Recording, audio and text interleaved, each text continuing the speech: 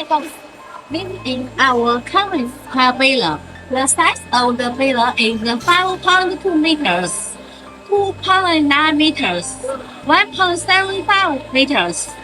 The weight is 1,600 kilograms.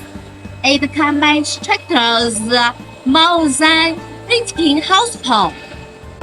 The electronic counter without a manual calculation.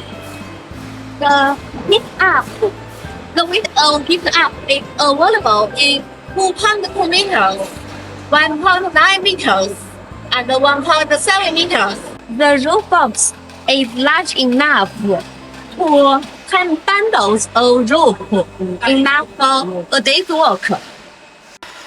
The bearing is imported from United States.